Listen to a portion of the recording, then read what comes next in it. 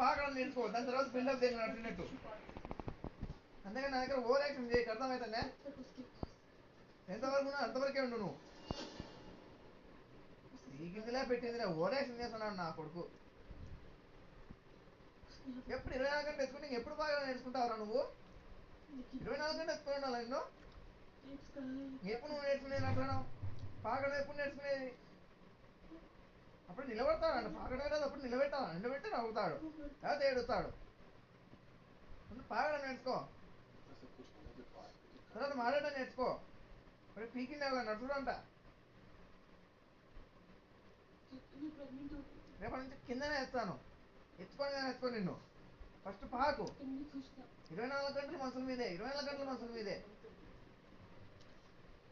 ఏమైంది కొట్టుకుంటున్నారు ఇద్దరు? రిషి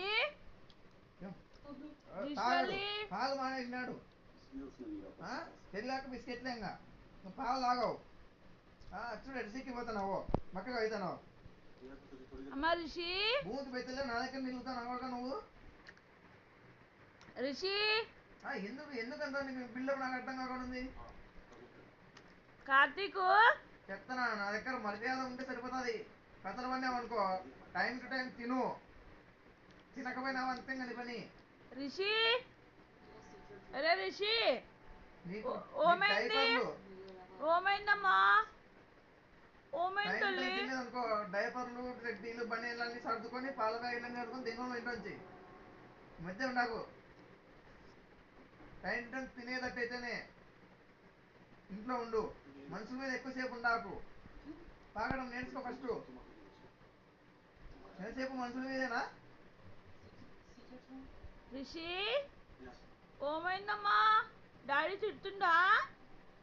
ఓమైంది తల్లి? ఏం లేదు, ఇప్పుడు మనుషుల మీదనే 4 గంటలు ఎత్తుకోవాలంట. అది కూర్చోబెట్టుకునే సరిపోదు, నిలబెట్టుకోవాలి.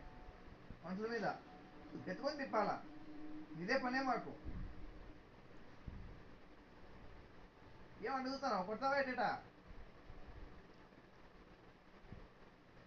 పెద్దనకి చూస్తాను కథ అంటున్నావా? పెద్దనకి చూస్తా అంటున్నావా నా కథ? గుడ్డ నా కొడుక, తిట్టి నా కొడుక. కొంచెం నవ్వురా, పాపం ఫీల్ అవుతున్నాడు. లేదు కోపం వచ్చింది, బాగా వచ్చింది. మామూలు ఇట్లంటే నవ్వుతున్నాడు, వచ్చేసింది కోపం. రిషి అమ్మా, రిషి తల్లి డాడీ తిట్టిందమ్మా. ఏడుపు వస్తుందా? ఏడుపు వస్తుందా నీకు? ఏడుపు వస్తుందా? డాడీ తిట్టిందా? తిట్టు, అర్జు, నువ్వు అర్జు, నువ్వు అర్జు.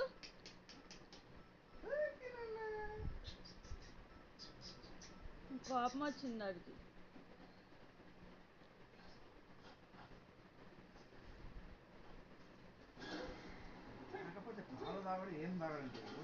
పాలని తాగు, తిడతాడు డాడీ. ఎప్పుడు నాకు ఏళ్ళు నోట్లు వేసుకోండి, అదే పాలు తాగచ్చు కదా. అయ్యయ్యో రిషి తల్లి కోపం వచ్చిందే.